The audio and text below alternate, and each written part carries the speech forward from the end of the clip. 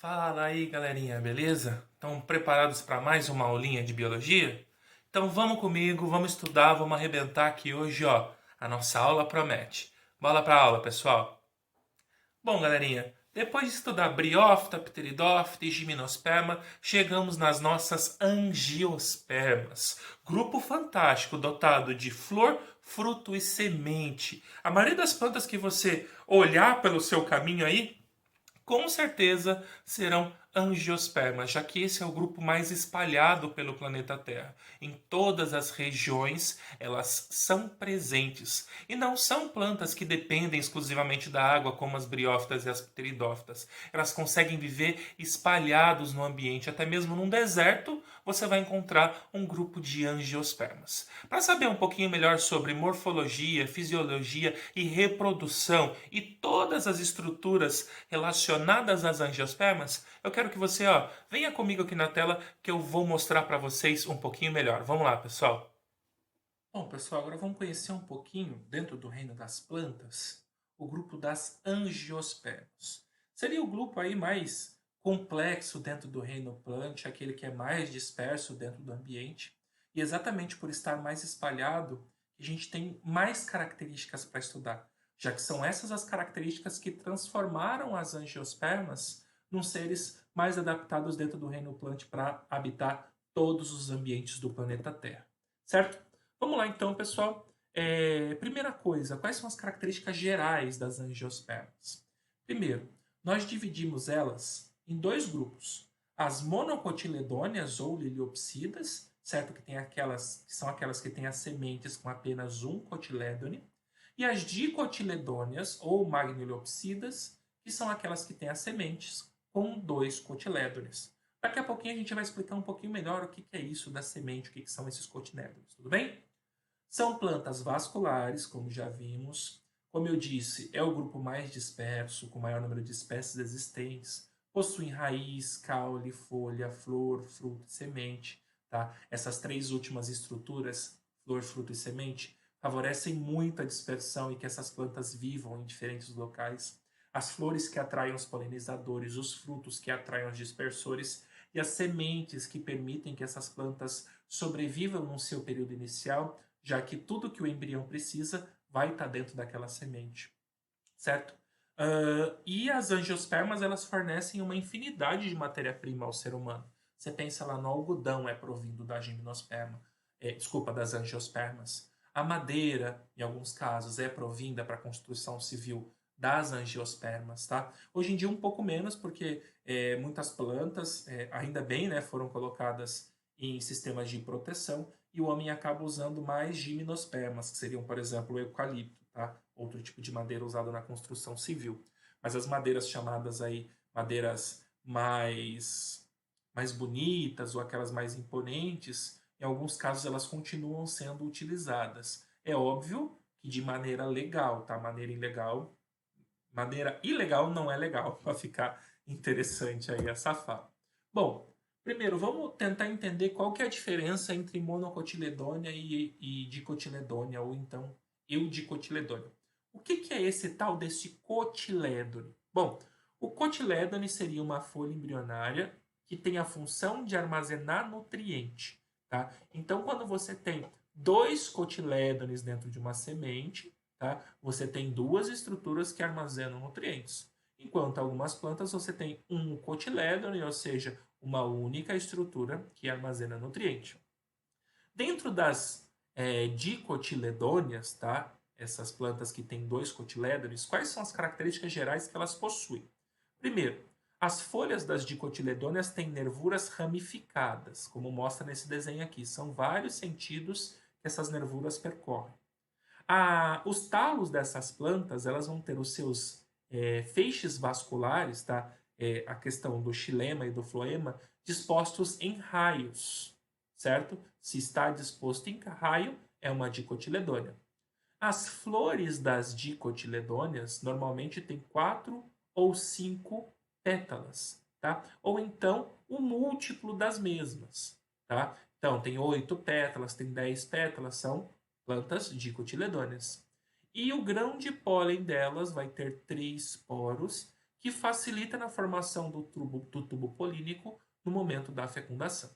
Agora, as monocotiledôneas, além de um cotilédone, as nervuras das folhas são todas paralelas, são todas para a mesma direção. Os feixes vasculares, xilema e floema, aí no caso, são dispostos de forma espalhada, certo? Eles não seguem um padrão, eles ficam espalhadas dentro do talo da planta, tá? As flores, elas têm normalmente 3 ou múltiplos de 3 pétalas, 3, 6, 9, 12 pétalas, e o grão de pólen tem apenas um poro. Quais são os exemplos? Monocotiledônea, eu tenho milho, cana, bambu, a grama, coqueiros, orquídeas. E as eudicotiledôneas ou dicotiledôneas, feijão, soja, cacto, um limoeiro, uma goiabeira, as plantas aí frutíferas são todas dicotiledôneas. Essa é a primeira diferença entre as angiospermas. Agora, segunda estrutura que a angiosperma possui, flor, tá? As flores, elas têm a sua anatomia especial. Primeiro, as angiospermas, elas podem ter flores monóclinas ou flores díclinas. Qual que é a diferença? As flores monóclinas têm os dois sexos dentro da mesma flor, ou seja, a estrutura feminina, que guarda o óvulo, e a estrutura masculina, que guarda os grãos de pólen, estão na mesma flor. As flores díclinas são aquelas que têm cada flor para um sexo. Tipo, tem uma flor com o óvulo e uma flor que guarda ali o grão de pólen, que seria o gameta masculino. Falando da anatomia da flor, eu tenho aqui embaixo o pedúnculo floral, que é o que prende a flor à árvore. Ligado a esse pedúnculo floral, eu tenho o receptáculo floral, é onde a base que se encontra o óvulo. Eu tenho as sépalas, que são pétalas modificadas, né? Que auxiliam na produção, principalmente do botão floral. Elas não têm a função de atração de polinizadores. O que acontece com as pétalas, que geralmente são coloridas e têm a função de atrair polinizadores. Aqui eu tenho a estrutura masculina, chamada de estame, e aqui eu tenho a estrutura feminina, chamada de carpelo. Todos esses conjuntos de estrutura a gente chama de verticilos, tá? A junção do carpelo e do estame a gente chama de verticilos reprodutores. E a junção da pétala e da sépala a gente chama de verticilos protetores. Agora, olhando exclusivamente a estrutura feminina e a estrutura masculina, nós temos mais subdivisões. Aqui para a estrutura feminina, ó, eu vou ter aqui no alto a estrutura que eu chamo de estigma, mais abaixo o estilete, envolvendo o óvulo eu tenho o ovário e lá no centro o óvulo, tá? Essa é a estrutura feminina, que pode ser chamada de pistilo ou carpelo, tá? Agora, aqui na estrutura masculina, lá no alto eu tenho a antera, que é onde ficam os grãos de pólen, e ligado a essa antera eu tenho o filete, que é o que sustenta a antera. O conjunto desses dois a gente chama de estame, que é a estrutura masculina, tá? Quando eu junto todas as pétalas, o conjunto de pétalas eu posso chamar de corola. E quando eu junto todas as sépalas, o conjunto de sépalas eu posso chamar de cálice.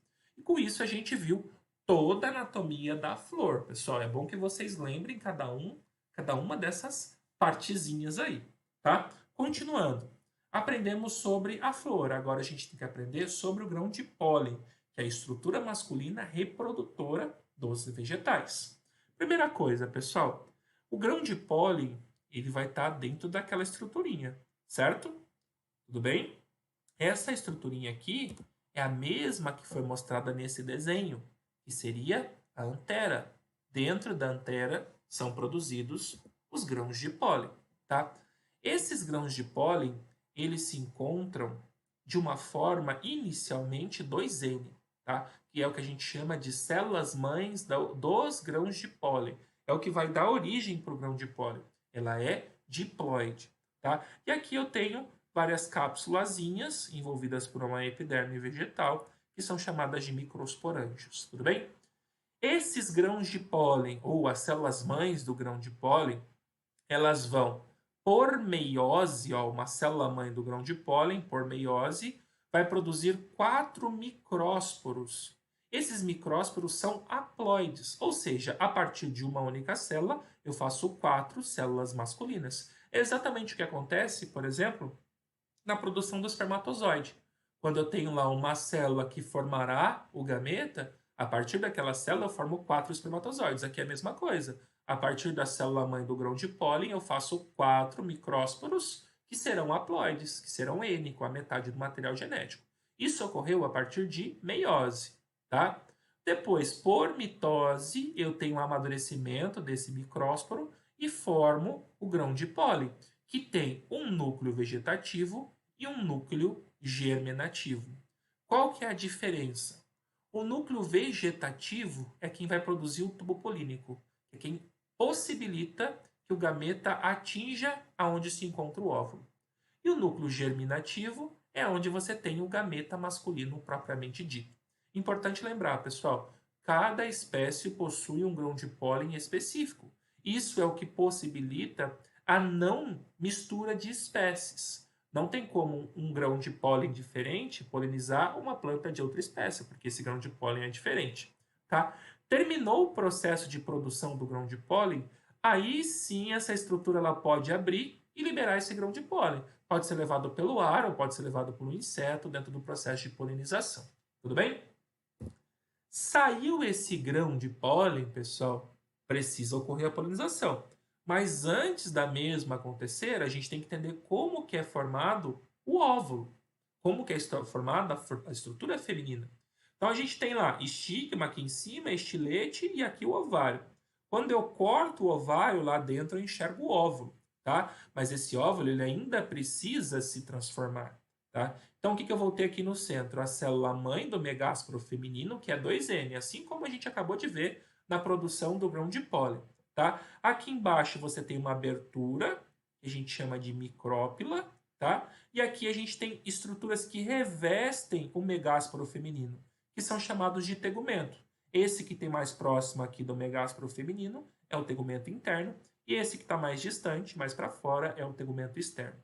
A estrutura feminina, a partir de meiose, ou seja, o megásporo feminino, a partir de meiose, produz 4 células haploides. Só que, como toda a estrutura de formação de gameta feminino, das 4, 3 se degeneram e apenas uma fica. Por quê? Toda a energia é destinada para formar um único gameta feminino, para garantir que ele vai ser viável e que ele vai ter energia suficiente para desenvolver o embrião. Tá? Então você tem lá no final o megásporo funcional e 3 megásporos que se degeneraram. Esse megásporo funcional vai formar o gametófito feminino maduro, seria o óvulo aí da planta. Dentro desse megásporo funcional, o gametófito feminino, acontecem sucessivas mitoses e ele produz algumas estruturas diferentes. Essas superiores aqui eu chamo de antípodas, as do centro eu chamo de núcleos polares, e essas que estão aqui embaixo, a bem do centro é a osfera, e as do lado são as sinérgides. A osfera em si que é o gameta propriamente dito. Todas essas estruturas, pessoal, todas essas estruturas do gametófito feminino, elas são N, elas são haploides. Por quê? Vai se juntar com o grão de pólen para formar a estrutura 2N. Qual que é a função das antípodas, dos núcleos polares, da osfera e das sinérgides? Bom, as antípodas ainda não temos conhecimento de qual a sua função. Depois da chegada do grão de pólen, ela sofre degeneração.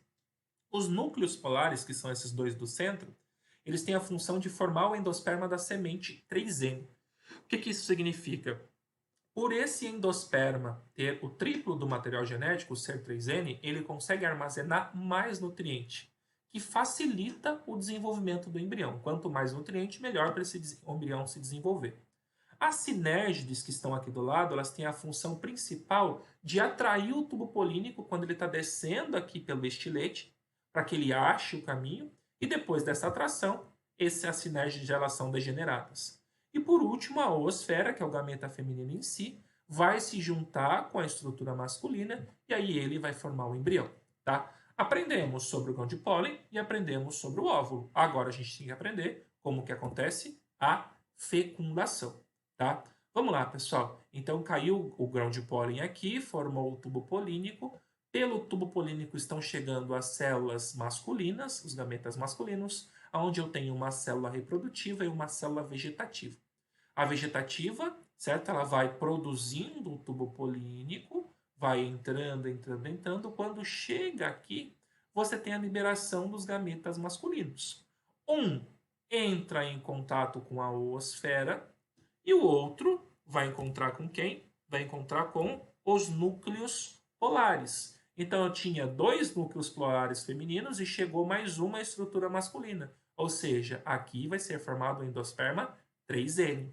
E aqui embaixo ocorre a junção da oosfera com o gameta masculino. Aqui vai formar o embrião. Essa estrutura que são as sinérgides, e lá em cima, que são as antípodas, elas serão degeneradas. Aqui eu tenho uma dupla fecundação formando 2 núcleos. O núcleo vegetativo, que vai produzir o tubo polínico, e o núcleo germinativo, aqui no caso da estrutura masculina, tá, pessoal? E o núcleo germinativo, que através de mitoses vai produzir as células gaméticas, aqui, que estão formadas dentro do tubo polínico masculino. Fez a fecundação, aí sim eu tenho a formação da semente e eu tenho a formação do embrião, tá? Aqui o interessante, pessoal, é que todo o processo está completo. Ó. Acontece, então, a liberação do grão de pólen, a fecundação e depois a formação, aqui ó, o embrião no centro, a semente em volta e o fruto bem mais em volta ainda. Agora, olhando para a formação do fruto, ó, embrião, semente e, por volta, o fruto. Da onde que é formado? É importante a gente saber que o ovário que revestia lá o óvulo vai produzir o fruto. E o óvulo em si, depois da fecundação, vai produzir a semente. Então você tem o fruto produzido externamente e a semente produzida internamente. Certo? A partir daí, pessoal, nós vamos ter mais estudos aprofundados dentro das angiospermas, nos seus tecidos, nas suas células. Então a gente vai aprender citologia, histologia, fisiologia vegetal de uma forma mais a fundo. Mas isso só numa próxima aula. Por enquanto, eu espero que vocês tenham entendido tudo sobre as angiospermas, pessoal. E chegamos a mais o fim de uma aula de biologia, pessoal. Espero que vocês tenham entendido todo o conteúdo. Se por acaso não entendeu, não se desespera. Dá uma voltada no vídeo, revê tudo que foi falado durante essa aulinha. E se entendeu, galerinha, ó, arrebenta. Bora para a próxima, pessoal. Um abraço do professor Beraldo.